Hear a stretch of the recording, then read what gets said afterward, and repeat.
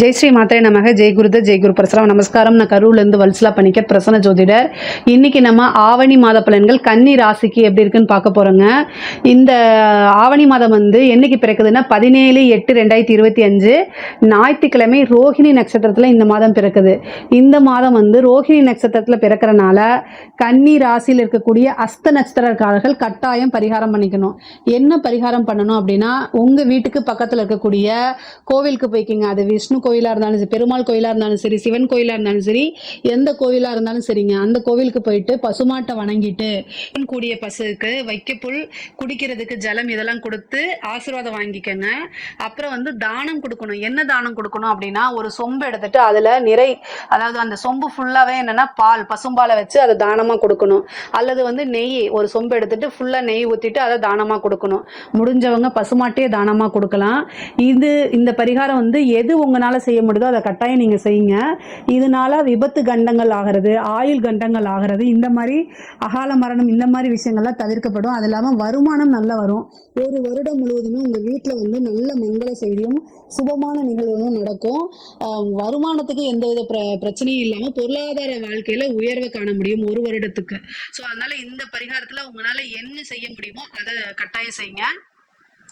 இந்த மாதம் நிறைய மாற்றங்கள் இருக்குங்க. கன்னி ராசியை பொறுத்த வரைக்கும் இந்த ஆடி மாதம் முழுவதும் கொஞ்சம் நிறைய மைண்ட் ஸ்ட்ரெஸ்ஸு நிறைய அனுபவிச்சிருப்பீங்க. என்னடா வாழ்க்கை அப்படிங்கிற மாதிரி தான் போயிட்டு இருந்திருக்கோம். பட் ஆனால் இந்த ஆவணி மாதம் நிறைய மாற்றங்கள், புது புது சேஞ்சஸ்லாம் உங்களுக்கு கட்டாயம் உண்டு. சுக்கிரன் உங்களுடைய 2 குடைவர் யாருன்னா, உங்களுக்கு 2/9 குடைவர் சுக்கிரன். அவர் 21ஆம் தேதி 11ஆம் இடத்துக்கு வராரு. அதாவது ஆகஸ்ட் 21ஆம் தேதி மிதுனத்திலிருந்து கடகத்துக்கு வராரு. கடகம் உங்களுக்கு 11. தொட்டதெல்லாம் துலங்கும் அப்படிங்கிறது யாருக்கு பொருந்துமோ இல்லையோ, கன்னி ராசிக்காரங்களுக்கு கட்டாயம் பொருந்தும். ஸோ சுக்கிரன் 11ஆம் இடத்துக்கு வரதுனால நல்ல லாபங்கள் கட்டாயம் உறுதியாக உண்டு. அதே மாதிரி உங்களுடைய ராசி அதிபதி புதன் சூரியன் கேதுவோட சேர்றாரு. புத ஆதித்ய யோகம், நிபுணத்துவ யோகம். மற்ற மாதங்கள் இல்லாமல் இந்த மாதம் நல்ல பிரெயின் ஷார்ப்பாக இருக்கும். நிறைய புது புது விஷயங்கள் தோணும், புது புது ஐடியாக்கள் வரும். அது எல்லாமே இம்ப்ளிமெண்ட் பண்ணுங்க. கட்டாயம் உங்களுக்கு சக்ஸஸ் கிடைக்கும். இந்த செப்டம்பர் 7ஆம் தேதி, ஓகேங்களா, செப்டம்பர் 7ஆம் தேதி அந்த நாளை மட்டும் கொஞ்சம் தவிர்த்துருங்க. புதுசாக முக்கியமான ஒரு முடிவு எடுக்கிறது, அதே மாதிரி புதுசாக ஏதாவது முக்கியமான விஷயங்கள் செய்கிறது, இதை மட்டும் தவிர்த்துறது நல்லது. ஏன்னா இந்த கிரகண சூழ்நிலைகளில் இந்த புதனும் அங்கே கூட இருக்குது. ராகு கேதுக்களோட புதன் இருக்குது. அதாவது சூரியன் கேதுவோட இருக்குது. கேது அந்த கிரகணம் பிடிக்கிற அந்த டைம்ல புதன் கூட இருக்கனால அன்னைக்கு உங்களோட ராசி அதிபதி புதனா, அன்னைக்கு மட்டும் அதை தவிர்த்துறது ரொம்ப ரொம்ப நல்லது. மீதி நாள்ல இது எல்லாமே செஞ்சுக்கோங்க.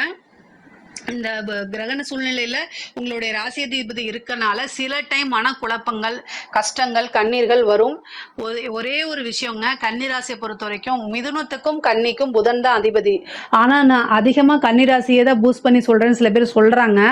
காரணம் என்ன அப்படின்னா, மிதுன ராசிக்காரங்க கூட சில டைம் கொஞ்சம் விளையாட்டு போக்கா இருப்பாங்க. ஆனா கன்னி ராசிக்காரங்க எப்பவுமே தன்னுடைய தொழில், ஏர்னிங்ஸ் அப்படிங்கிறதுல ரொம்ப அதாவது குடும்பமா பிஸ்னஸா அப்படின்னு பார்த்தா அவங்க பிஸ்னஸுக்கு தான் ப்ரையாரிட்டி கொடுப்பாங்க. எந்த அப்டேட் வந்தாலும் அவங்க துறை சார்ந்து அவங்க அதில் அப்டேட்டடாக இருப்பாங்க.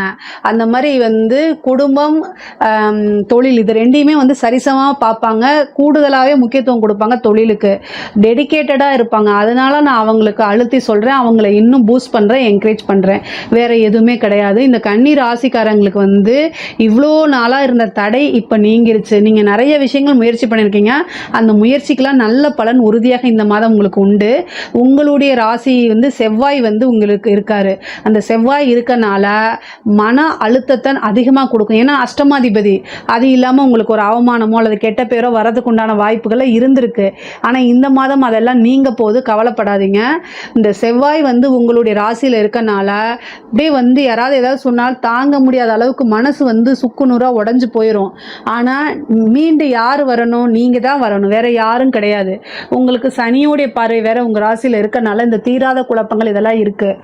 பெஸ்ட் பரிகாரம் என்னன்னா, கண்ணாடி முன்னாடி நின்று அழுதுருங்க. அதுக்கப்புறம் ஃபேஸ் வாஷ் பண்ணிட்டு வந்துட்டு உங்களை நீங்களே மோட்டிவேட் பண்ணணும். வேற யாரும் இல்லை, உங்களுக்கு நீங்களே சொல்லி அழுது ஆறுதல் தேடிக்கணும். அடுத்தது என்ன பண்ணணும்? செல்ஃப் மோட்டிவ் நீங்களே பண்ணிக்கணும். வெளியில தேடுனீங்கன்னா கட்டாயம் அது பாதகத்துல தான் முடியும். கன்னிராசியை பொறுத்த வரைக்கும் ஏமாறுறதுல நம்பர் 1 கன்னிராசி. மத்தவங்கள நம்பி நம்பி ஏமாந்துருவாங்க. சோ அதனால கன்னிராசிக்காரங்களே, உங்களுடைய ஆறுதலும், உங்களுக்கு தேவையான அன்பும், உங்களுக்கு தேவையான காதலும் யார்கிட்டயும் எதிர்பார்க்காதீங்க. உங்களுக்கு நீங்களே அன்பை கொடுத்துக்க முடியும், உங்களுக்கு நீங்களே காதலை கொடுத்துக்க முடியும். இது ரொம்ப ரொம்ப பெஸ்டானதா உங்களுக்கு கொடுக்க முடியும். அதனால இது பைத்தியக்காரத்தனமா இருந்தாலும் உங்களுக்கு நீங்க எப்பவுமே துரோகம் பண்ண மாட்டீங்க. அதை நல்லா ஞாபகம் வச்சுக்கோங்க. அன்பு வந்து மத்தவங்க கிட்ட இருந்து கிடைக்கிறதுக்கு ஏங்குறது வந்து மனிதனுடைய இயல்பு, இயற்கை. நான் அதை ஒத்துக்கிறேன், இல்லைன்னு சொல்லல. ஒரே ஒரு விஷயம் மட்டும் நல்லா ஞாபகம் வச்சுக்கோங்க. உங்களுக்கு சனியோடைய பார்வை இருக்கு, அதனால வந்து நிறைய ஏமாந்து போயிருவீங்க. அது பாவம் இல்லையா? அதனாலதான் இவ்வளவு தூரம் அழுத்தி சொல்றேன். சோ அதனால ரொம்ப ரொம்ப கவனத்தோட செயல்படுங்க. வேற ஒண்ணும் இல்ல. அன்புக்காக ஏங்குறதுல கன்னிராசி ஒருத்தங்க தான். அதனால வந்து ரொம்ப ரொம்ப கவனமாக செயல்பட்டீங்கன்னா ஏமாற்றத்துல இருந்து மிஞ்சிடுவீங்க. உங்களுக்கு நீங்களே இந்த உலகத்துல உங்களையே நீங்க நேசிக்கிற மாதிரி வேற யாரு நேசிப்பாங்கன்னு கண்ணாடி முன்னாடி நின்று கேட்டு பாருங்க. இது எல்லாத்துக்குமே கட்டாயம் பலன் கிடைச்சிரும். தொழில் ரீதியா நிறைய முன்னேற்றம் இருக்கு. தொழில் ரீதியா வந்து வெளிநாடு போறது, அதே மாதிரி ஃபாரின்ல இருந்து நிறைய ஆப்பர்ச்சுனிட்டிஸ் வர்றது, நீங்க ஃபாரின்ல போய் ஒரு பிரான்ச் ஓபன் பண்றது, இந்த மாதிரி அமைப்பெல்லாம் இந்த மாசம் இருக்கு. தொழில புதுசா இன்வெஸ்ட் பண்ணலாமா? தாராளமா பண்ணலாம். ஆனா அதுல நல்ல நாலேஜா நீங்க இருக்கணும். உங்களுடைய வெல்விஷர் கிட்ட கேட்கணும். சம்டைம் வந்து இந்த மாதம் வந்து உங்களுக்கு குழப்பங்கள் வரதுக்கு உண்டான வாய்ப்பு இருக்கு. ஏன்னா ஒரு சனி வந்து உங்களுடைய ராசியை பார்த்துட்டு இருக்காரு. ஜவு மாதிரி இழுக்கும், அதே மாதிரி குழப்பங்கள் வரும். இதுக்கெல்லாம் அன்னதானம் பண்ணுங்க, சரியா போகும். நல்ல பிரிஸ்கா இருங்க. உங்களுக்கு என்ன பிடிக்குதோ அதை சாப்பிடுங்க. இந்த சனிச்சந்திரன் அப்படின்னாலே ஃபுட்டு. ஸோ ஃபுட்டு விஷயத்துல ரொம்ப கவனமாக இருக்கணும். வயிறு சம்பந்தப்பட்ட பிரச்சனைகள் வரதுக்கு உண்டான வாய்ப்பு இருக்கு. ஒரு சிலருக்குலாம் வந்து அந்த மன இறுக்கமே மழை இறுக்கத்தை கொடுத்துரும். ஸோ அதனால இதில் கவனமாக இருங்க. ரொம்ப ரொம்ப கவனமாக இருக்கணும். மருத்துவ செலவு கட்டாயம் உண்டு. 6 சனி வந்து உங்களோட ராசியை பார்க்குது. அது இல்லாமல் அஷ்டமாதிபதியை பார்க்குது. அதனால மருத்துவ செலவு, சிலருக்கு சர்ஜரி கண்டம், இந்த மாதிரிலாம் வரும். இஷ்ட தெய்வ வழிபாடு, குலதெய்வ வழிபாடு கட்டாயம் நீங்கள் பண்ணிக்கணும். சுக்கிரன் 11 இருக்கனால இது எல்லாத்தையும் அடிச்சு நோத்துற மாதிரி காசு பணமழையாக கொட்ட போகுது. அதனால மகாலட்சுமி வழிபாடு அதிகமாக பண்ணுங்க.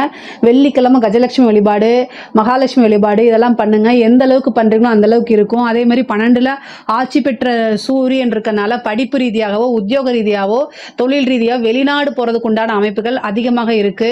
அதே மாதிரி மேரேஜ் ஆகிறதுக்கு உண்டான வாய்ப்பெல்லாம் இருக்கு. இந்த ஆவணி மாதத்துல இவ்வளோ நாளா தட்டி போயிட்டு இருந்ததெல்லாம் மேரேஜ் ஆகிறது, சில பேருக்கு வந்து 2வது திருமணம் ஆகிறது, இந்த மாதிரி அமைப்புகள்லாம் இந்த மாதம் அதுக்கு உண்டான நடவடிக்கை. ஒரு சிலருக்கு மேரேஜ் ஆகலாம், ஒரு சிலருக்கு திடீர் மேரேஜ் ஆகலாம்.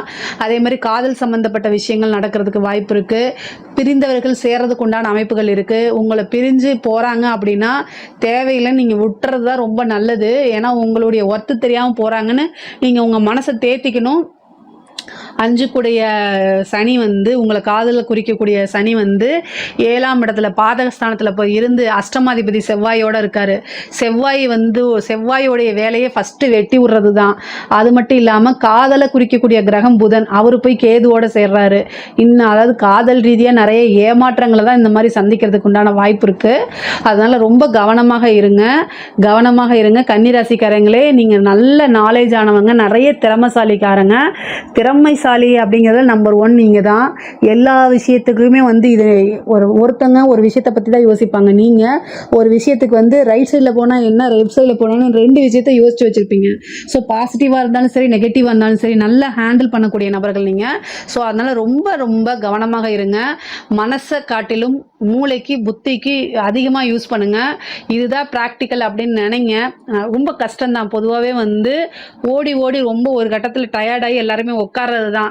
ஆனால் உட்காந்துக்கங்க, அதுக்கப்புறம் தேவையான ரெஸ்ட் எடுத்துக்கங்க, அதுக்கப்புறம் மறுபடியும் ஓட பழகிக்கங்க. இதை தவிர நான் என்ன சொல்கிறதுன்னு தெரியல. ஆனால் உங்களுக்குன்னு ஒரு அதிர்ஷ்ட தெய்வம் இருக்கும் இல்லையா, அந்த தெய்வத்தை வழிபாடு பண்ணுங்க. இந்த தெய்வம் தான் என்னை காப்பாற்றிருக்கு அப்படின்னு நீங்கள் மனசார நம்புவீங்கள, அந்த தெய்வத்தை இறுக்கமாக பிடிச்சிக்கிட்டு ஓடுங்க. கட்டாயம் தெய்வம் உங்களை கைவிடவே விடாது. நீங்கள் எடுத்த காரியங்கள் எல்லாத்துலேயுமே சக்ஸஸ் ஆகும். கன்னிராசியில் இருக்கக்கூடிய பெண்களுக்கு குறிப்பாக இந்த மாதம் நல்ல ஜாக்பாட்டு. நீங்கள் விரும்பின விஷயங்கள் எல்லாமே நடக்க போகுது. கணவன் மனைவியிடையே இருந்த பிரச்சனை எல்லாம் நீங்கும். செவ்வாய் இருக்கனால கோவத்தை தவிர்த்துக்கங்க. கன்னிராசிக்காரங்க எதையுமே ஃபில்டர் பண்ணாமல் பேசுவீங்க, அது ஒரு பெரிய நெகட்டிவ். தயவு செய்து சொல்கிறேன், பேச்சில் வந்து ரொம்ப நிதானமாக நிறுத்தி எல்லா விஷயங்களையும் ஹேண்டில் பண்ணிங்கன்னா சக்ஸஸ் உங்களுக்கு தான். ஆடை ஆபரண சேர்க்கை இருக்குது. குடும்பத்தில் நல்ல ஆதரவுகள் கிடைக்கும். குடும்ப நபர்கள் உங்களை பாராட்டுவாங்க. நீங்கள் எதிர்பார்த்த அங்கீகாரம் கிடைக்கும். உத்தியோகத்தில் இருக்கவங்களுக்குலாம் நல்ல ப்ரொமோஷன், நிறைய வருமானம். அதே மாதிரி அரசியல்வாதிகளுக்கெல்லாம் வந்து இது சூப்பரான டைமு. கன்னி ராசியில் இருக்கக்கூடிய அரசியல்வாதிகளுக்கு பிரபலியமான யோகமும் கிடைக்க போகுது. அதே மாதிரி நீங்கள் யார் என்னங்கிற விஷயங்கள் தெரிஞ்சு புகழ் அடையிறது, பொதுமக்களுடைய பெரிய ஆதரவுகள் கிடைக்கும். மீடியாவில் பெரிய லெவலில் உங்களுக்கு சப்போர்ட் கொடுப்பாங்க. அதே மாதிரி அரசாங்கத்துறையில் இருக்கவங்க மட்டும் ஜாக்கிரதையாக இருக்கணும். அரசாங்கத்துறையில் இருக்கவங்களுக்கு இந்த மாதம் அந்த கிரகணம் நடக்குது. அப்போ உங்களுடைய ராசி அதிபதியும் சரிங்க, சூரியனும் சரிங்க, கேதுவோட அந்த கிரகண சூழ்நிலையில் இணையிறது வந்து அவ்வளோ நல்லது கிடையாது. உயர் அதிகாரிகளுடைய அழுத்தங்களுக்கு ஆளாகிற மாதிரி இருக்கும். வேற வழி கிடையாது. நீங்கள் என்ன செய்யணும், கவனமாக செயல்படணும். உங்களால் முடியல அப்படின்னா ஒரு ஆக்டிங்கை போட்டுருங்க. புதனுக்கு நல்லா வரும் அது. அதனால் வந்து என்ன செய்யுங்க, நெஞ்சை பிடிச்சிட்டு எனக்கு நெஞ்சு வலிக்குதுன்னு சொல்லி ஹாஸ்பிட்டலில் போய் அட்மிட் ஆகிக்கோங்க. உயர் அதிகாரிகள் வாய் வழியாக சொல்லக்கூடிய எந்த ஒரு விஷயத்தையும் ரிட்டன் ஆர்டர் இல்லாமல் செய்யாதீங்க. அவங்களுக்காக நீங்கள் போய் லஞ்ச லாவணங்கள் வாங்கினீங்கன்னா நீங்கள் தான் லஞ்சம் வாங்கினீங்கன்னு நீங்கள் தான் ஜெயிலுக்கு போகணும்.